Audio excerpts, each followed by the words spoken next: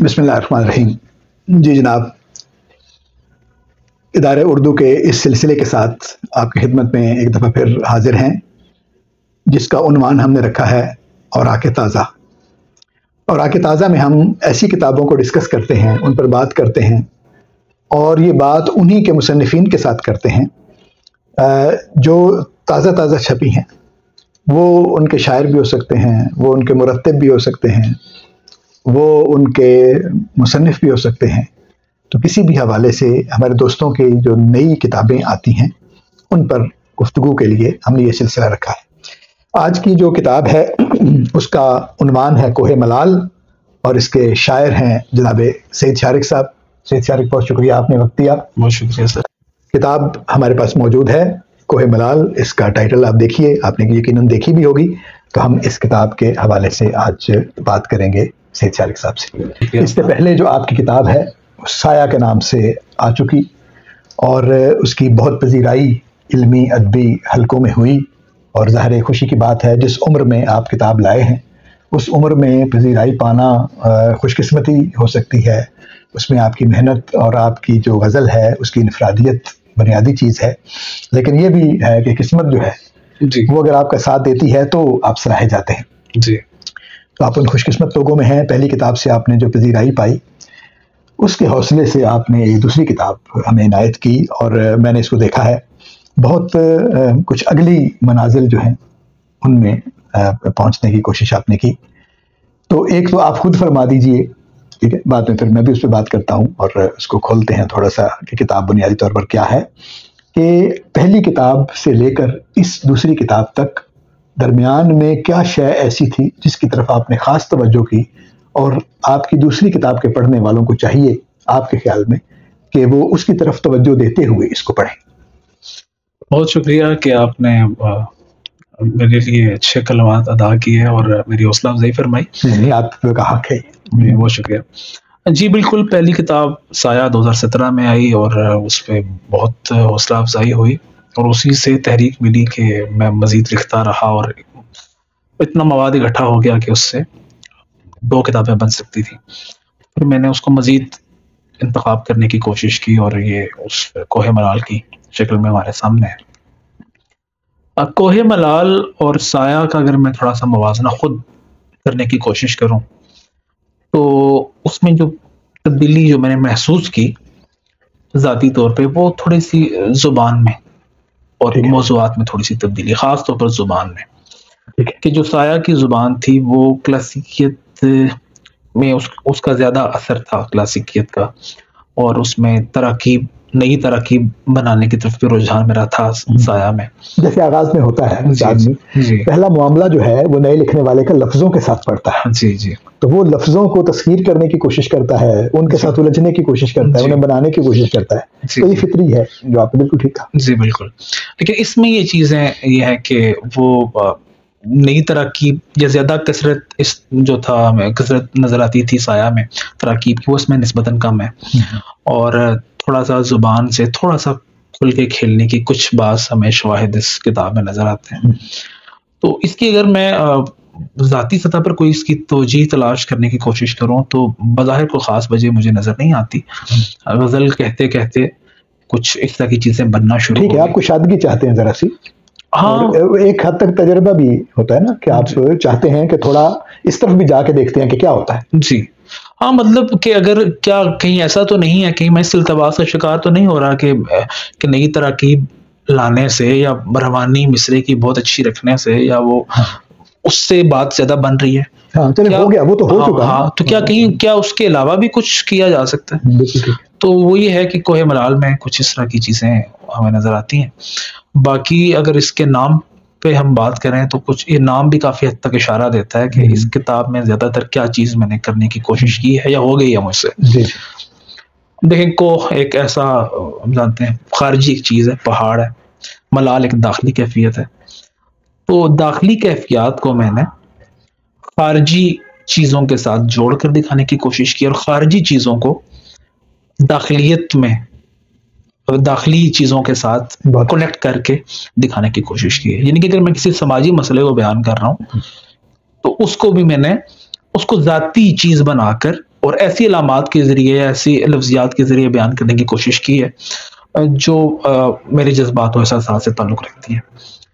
और इसी और उसकी ये नहीं कि एक मैंने बताई एक मिसाल की, ये कोहे मलाल की तरकीब भी है कि इस एक तरकीब में ये दोनों रवैये हमें यकजा होते नज़र आते हैं। तो इस किताब में मेरा ये ख़्याल है कि इस तरह की चीज़ें ज़्यादा है। बिल्कुल ठीक है जी। तो एक गज़ल तो आप हमें इसमें से पढ़ के अगर सुनाएं ताकि हम उससे भी इस्तिफादा करें और जो बात हम कर रहे हैं उसका एक सबूत भी हमें उसमें से मिले। जी। तो आप अपनी पसंद की कोई है इसमें से? जी, बहुत शुक्रिया।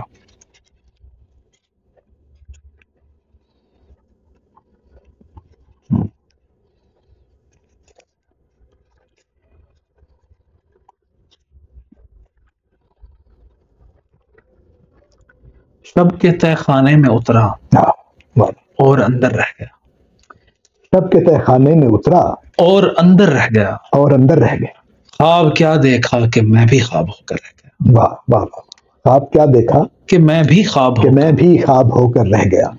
छीना झपटी जाने कितनी देर तक जारी रही। वाह। छीना झपटी जाने कितनी देर तक जारी रही। दस्ते बीनाई में टूटा फूटा मंजर रह गया। वाह वाह वाह। दस्ते बीनाई में टूटा फूटा मंजर रह गया। क्या है? बहुत शुक्रिया। अक्स की बूंदें गिरी फिर पत्थरों के खेत पर। वाह। अक्स की बूंदें गिरी फिर पत्थरों के खेत पर। आईना सरसब्ज होते होते बंजर रह गया। वाह वाह वाह। आईना सरसब्ज होते होते बंजर रह गया। चीख उठने के बजाय मैंने यूं देखा उन्हें। वाह। चीख उठने के बजाय मैंने यूं देखा उन्हें। जख्म शर्मिंदा हुआ और दर्द शशदर रह गया। वाह वाह वाह वाह। जख्म शर्मिंदा हुआ और दर्द शशदर रह गया। अब कोई ना हो कोई तूफान का घाव नहीं। अब कोई ना हो कोई तूफान का घाव नहीं। साहिलों के हाफिजे में बस समंदर रह गया। वाह वाह वाह वाह वाह। साहिलों के, बहुत शुक्रिया। क्या अच्छा है? साहिलों के हाफिजे में बस समंदर रह गया। मैं चटक कर टुकड़े टुकड़े हो गया खुद ही सईद। वाह। मैं चटक कर टुकड़े टुकड़े हो गया खुद ही सईद। हिजर की मुट्ठी में जाने कैसा पत्थर रह गया। वाह वाह वाह। हिजर की मुट्ठी में जाने कैसा पत्थर। कैसा अंदर रहकर आपने इस यानी पूरी गजल में ऐसा नजर नहीं आता कि आपने कोई बहुत बाहर से कोई शय बनाई हो जी, बल्कि दाखिली कैफियत है। बहुत शुक्रिया, क्या अच्छी गजल आपने इनायत की। ये बात तो हम कर चुके हैं कि आपकी जो पहली किताब है साया, उसमें और इस किताब की गजलों में आपके नज़दीक क्या फ़र्क है। तो अब अपने माहौल में जो दूसरी गज़ल लिखी जा रही है दीगर शुअरा की, उसको भी तो आप ज़ाहिर देखते होंगे जी। तो क्या आपको कुछ ऐसा भी नज़र आता है खुद अपने कारी के तौर पर कि आपके जो लिखा हुआ है वो दूसरों से कैसे मुख्तलिफ है और उसमें क्या ऐसी चीज़ है जिसको ख़ास तौर पर तवज्जो के साथ आपके कारी को देखना चाहिए? उसूलन तो ये बात हमें बतानी चाहिए पढ़ने वालों को कि दूसरों के मुकाबले में क्या, वो हम भी बताएंगे, लेकिन क्या आप कारी को खास तौर पर किसी तरफ मुतवज्जो करना चाहेंगे कि ये पहलू है जिसको खास तौर पर वो देखे आपकी गजल में? जी, मैं अपनी जो नस्ल है हमारी, जो 2010 के बाद के जो लोग हैं, मैं उनके हवाले से बात करना चाहूँगा कि वो लोग जो कह रहे हैं उसको मैं बतौर कारी कैसे देखता हूँ। और अपनी किताब को भी अगर मैं कारी की नज़र से देखने की कोशिश करूँ तो क्या फ़र्क नज़र आता है। मुझे ये लगता है कि आजकल जो गज़ल लिखी जा रही है, जो नौजवान लोग जो 20 से 30-35 बरस की उम्र के जो लोग लिख रहे हैं, उनके यहाँ चौंकाने की कोशिश ज़्यादा है। ठीक है। और यानी कि उनको इस चीज़ से सरोकार नहीं है कि मिसरा साजी कैसी होनी चाहिए या किसी लफ्ज़ को मुकम्मल तवानाई के साथ कैसे हमें इस्तेमाल करना चाहिए। अपनी सतह पे इनकी कोशिश वो मुझे कम नज़र आती है, उजलत नज़र आती है।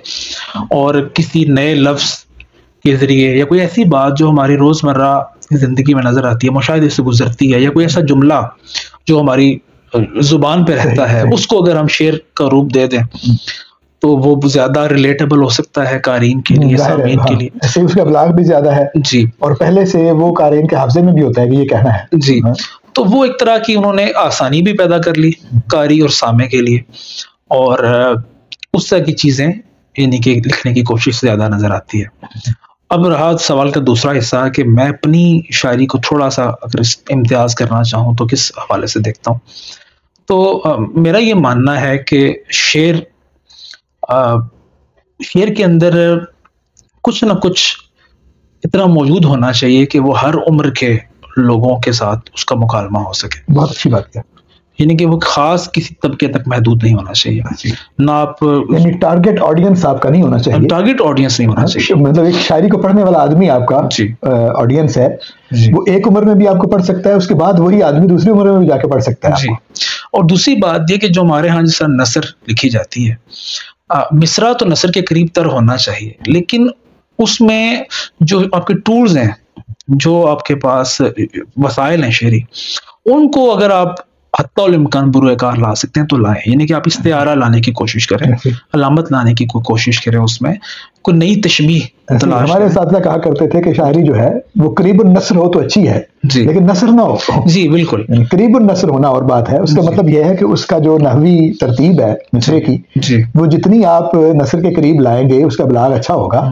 लेकिन ये ऐसा नहीं होना चाहिए कि अदबी जो उसके महासिन है उनकी कॉस्ट पे आप ऐसा करें। जी बिल्कुल, मतलब मुझे स्टेटमेंटल कर दें। हाँ बिल्कुल, बहुत अच्छी आपने ये लफ्ज इस्तेमाल किया, स्टेटमेंटल। कि हमारे यहाँ जो ज्यादातर गजल अब लिखी जा रही है उसमें कोशिश यही होती है कि नसर के अंदाज में, यानी कि अगर आप उसका वजन निकाल दें या उसको एक जुमले की शक्ल में लिख दें तो आपको नसर का जुमला महसूस होगा। मैं कहता हूँ ऐसा नहीं होना चाहिए। अगर आप गजल के मिसरों को जुमलों की सूरत में लिखें तो आपको पढ़ते हुए एहसास हो कि आप शायरी पढ़ रहे हैं। बहुत अच्छा। जैसे कि नसरी नज्म लिखने वाले ये कहते हैं कि वो शायरी इसलिए है क्योंकि बज़ाहिर तो नसर में है, लेकिन उसके अंदर वो सारे वो तशबीह मौजूद है, इस्तिआरा मौजूद है और एक शेरियत का एहसास होता है। तो एक जमालियाती करीना है ना जी बयान का, जी, तो वो बुनियादी चीज। जी, तो मैं कोशिश ये करता हूँ कि हत्ता इम्कान के जब मैं कोई बात कह रहा हूँ तो उसको सीधे सीधे अंदाज में ना कह दूँ, ठीक है। अगर उसमें तशबीह की कोई गुंजाइश निकलती है वो लेकर आऊँ, और वो नादिर हो मेरी मालूमात की हद तक। ऐसे और इसी तरह इस्तिआरे के लफ्ज को मुख्तलिफ शेड्स की सूरत में देखने की कोशिश करता हूँ, और मुझे लगता है कि एक बड़ी आसानी हमें मुयस्सर आ जाती है इससे। इबलाग में कुछ कमी नहीं इस वजह से होती, यानी फौरी मिसरा जैसे ठक करके जा लगता है मुशायरे में। जी अच्छा, हाँ उसको अच्छा ऐसा है कि मैं मेरे बाज़ गज़लों में, बल्कि अक्सर गज़लों में कुछ ना कुछ शेर ऐसे आ जाते हैं जिनमें मैंने ये जितनी भी बातें कही हैं इनकी मैं खुद भी तरदीद कर रहा होता हूँ उस शेर की हद तक। उसके लिए मेरे ज़हन में बात यह है कि अगर आप कोई ऐसी बात कह रहे हैं जिसमें शिद्दत एहसास ज्यादा है, ऐसी बात है वो जो इस तरह बाहर आई है कि वो जैसे आप चीख उठते हैं, बोल उठते हैं, और वो उसमें तो ज़ाहिर आप कोई शेरी वसाइल का इस्तेमाल तो नहीं करते, बस बराह रास्त इज़हार है। जो इस किस्म के शेर मेरी गज़लों में आए हैं जिनमें कैफियत ज्यादा गालिब है, शिद्दत एहसास ज्यादा है, तो वहां पे बिल्कुल एक आम जो रोजमर्रा की जुमले के करीब शेर। शिद्दत एहसास जिससे आप कह रहे हैं जी, ये बजाते खुद एक शेरी वसीला है। जी, जिन शेरी तशबीह तारे वगैरह की तरह जो एहसास की शिद्दत है अगर वो लफ्जों में दर आती है तो ये बजाते खुद एक शेरी कदर है, एक वैल्यू है उसकी, पोएटिक वैल्यू की चीज है। तो लिहाजा वो तो फिर रिप्लेस कर देती है, उसकी जरूरत नहीं रहती फिर किसी और वसीले की। तो ये तो उन चीजों के लिए है जो आपने मलाइमत के साथ महसूस की, तो उनको एक और तरीके से और एक अखफा के साथ और एक पेचीदगी के साथ निस्बतन आपने बयान करने की कोशिश की। जी, ये फरमाइए कि आप क्या समझते हैं कि ये जो गजल है जी ये चल जाएगी, मतलब सिर्फ के तौर पर? ये गजल कभी भी खतरे का शिकार नहीं हुई, उसको मादूमियत का खतरा नहीं हुआ, बल्कि कहा तो गया कि गजल नीम वैशी सिंफ़े सुखन है, गजल जो है वो एक बेवक्त की रागनी है, और सब बातें कही गई। लेकिन आज उर्दू ज़ुबान की कह लीजिए तरवीज के लिए और लोगों को इस ज़ुबान की तरफ राग़िब करने में जो सिर्फ सबसे ज़्यादा किरदार अदा कर रही है वो गज़ल है, और ये गज़ल हमारे मिजाज के भी करीब है। यानी कि हम मिजाज इस सेंस में कि अगर मैं इसको ऑन द लाइटर नोट अगर ये कहूँ कि हम जल्दबाज किस्म की कौम है, हम जल्दी जल्दी चीज़ों को देखना चाहते हैं, मुख्तसर वक्त में देखना चाहते हैं, उनसे लुत्फ़ कशीद करना चाहते हैं और आगे बढ़ जाना चाहते हैं। तो गज़ल हमें हर शेर में मौका फराहम करती है कि यानी कि आप गज़ल अगर पूरी ना भी पढ़ें तो 3 शेर भी पढ़ लें, तो आप 1 शेर भी पढ़ लें तो गज़ल ने अपना काम कर दिया। तो गज़ल को बिल्कुल कोई ख़तरा लाहक नहीं है, और गज़ल बहुत ज़्यादा लिखी जा रही है, बहुत ज्यादा पढ़ी जा रही है, बहुत ज्यादा सुनी जा रही है। ऐसे बल्कि हमारे यहाँ तो मतलब शायरी का मतलब ही गजल समझा जाता है। जी बिल्कुल ऐसे ही। हमारा कारी जो है अगर है शायरी तो उससे उसके जहन में शेर आता है, शेर आता नज्म की बजाय। जी ऐसा ही है, उसके जहन में शेर आता है। तो हमारी अपनी तरबियत जब इस तरह की है तो जाहिर है, अब ये नज्म के खिलाफ तो नहीं है बात, लेकिन अब जाहिर है एक सदियों की तरबियत है जो अभी तक चल रही है। जी जी। और वो बढ़ती भी चली जा रही है। तो अब इसका हम कुछ कर नहीं सकते, वो तो है, मौजूद है। आखिरी बात ये बताइए कि जब आप अगले पड़ाव पे पहुंच जाते हैं, इसका मतलब ये होता है कि ये बिल्कुल, एक दफा मैंने मिसाल दी थी अपने दोस्तों को कि ये रॉकेट की तरह है कि जब रॉकेट उड़ता है तो उसका कुछ हिस्सा जो है वो जलकर अलग हो जाता है और वो गिर जाता है। उससे दो काम होते हैं, एक तो रॉकेट जो है वो लाइटर हो जाता है, उसकी रफ्तार बढ़ जाती है। दूसरा, उसकी थोड़ी समत भी मदार के उस मुवाफिक होती है और वो घूमने के लिए तैयार हो जाता है। अगले मरहले पे जाके एक और हिस्सा जलकर जो ईंधन होता है वो अलग हो जाता है और मदार में पहुंच जाता है और वो घूमना भी शुरू कर देता है और उसकी रफ्तार मजीद तेज हो जाती है। किताब की सूरत भी ऐसी है कि जितना कुछ आप कह चुके होते हैं, जितना सोच चुके होते हैं, जितना सरमाया आपके साथ आ चुका होता है, जब आप किताब दे देते हैं तो उसके बाद वो आपकी जात से अलग हो जाता है, वो कारी तक पहुंच जाता है और आप अगली मंजिल की तरफ चले जाते हैं। तो साया में आपने अपनी बात करने की कोशिश की, अपनी जात को देखने की कोशिश की और खुद को पहचानने की कोशिश की। कोहे मलाल में आकर आपने खारिज और दाखिल को साथ रखकर एक दूसरे के वसीले से दोनों को बयान करने की कोशिश की। ये फिक्री सतह पर है और ज़ाहिर है इसमें फनी सतह पर भी यही है कि आपने यानी दाखिली और खारिजी दोनों तरह के इमेज है वो इस्तेमाल किए। इसके बाद क्या सोचते हैं आप? ज़ाहिर है किताब छपे हुए अब काफ़ी महीने गुजर चुके, तो इसके बाद आप क्या सोचते हैं कि अगला पड़ाव जो है वो किस तरफ को होना चाहिए? वो हो या ना हो वो तो ज़ाहिर है फिर बात की बात है। क्या कुछ आप ऐसा सोचते हैं कि इससे अलग क्या हो सकता है? असल में जब कोहे मलाल का मैं इंतखाब कर रहा था तो उसमें बहुत सारी ऐसी चीज़ें आई जो कह लीजिए कि मेरे अगले पड़ाव की तरफ कुछ निशानदही करती हैं। मसलन उसमें मैंने थोड़ा सा ज़्यादा मौज़ूआती सतह पर भी और फ़नी सतह पर भी कुछ नई चीज़ें करने की कोशिश की, अपने मिजाज से चीज़ें हो गई ऐसी। मसलन लफ्ज़ियात के इस्तेमाल में अंग्रेज़ी पोठवारी अल्फाज कुछ शेरों में दर आए और इसी तरह कुछ नए जो आजकल की हमारी टेक्नोलॉजी का दौर है, साइंस टेक्नोलॉजी का दौर है, जो रोज़मर्रा के इस्तेमाल की चीज़ें हैं हमारे यहाँ, वो हमारी जब गज़ल में आती हैं तो वो अपनी उसी आइडेंटिटी के साथ आती हैं जिस तरह वो एग्जिस्ट करती हैं। ठीक है, अलामत नहीं बन पाती या इस्तिआरा उस तरह नहीं बन पाती। कोई शेर अगर आपके जहन में आता हो इस बात की वजाहत में अपना, जो आपने फिलहाल किताब में शामिल ना किया हो, ताकि हमें कुछ झलक नजर आए आपके आइंदा के काम की। मतलब एक शेर है कि वो उस गजल का शेर था जो उस गजल में शामिल है, लेकिन मतलब गजल तो शामिल है इस किताब में, वो शेर शामिल नहीं किया था। वो था कि कभी कभी यूं ही टिकटिकी बांध कर जो देखो खुदा का नंबर, तो बजने लगता है मुझ में एक फोन जैसे वो कॉल कर रहा है। अब ये शेर जो था ज़ाहिर गजल के बाकी मिजाज से हटके था, लेकिन जब मैं फोन बज रहा है और मुझ में बज रहा है तो वो आम फोन तो नहीं है, वो फिर आम फोन नहीं, ये कोई इस्तिआरा है। बिल्कुल सही, ठीक है, वो दिल का इस्तिआरा भी हो सकता है। और जब कॉल आ रही है तो खुदा की याद को मैंने जिस तरह वो उस तरह कहने की कोशिश की। अब खुदा का नंबर तो नहीं होता, तो मतलब खुदा का नंबर भी कुछ और है, असल में अलामती बात है। अब वो खुदा का नंबर जो उसको मैं टिकटिकी बांध कर देख रहा हूँ, कोई आयत हो सकती है जैसे, ठीक है। तो इस तरह की कुछ हमारे इर्द गिर्द ऐसी चीजें मौजूद हैं जिनको हम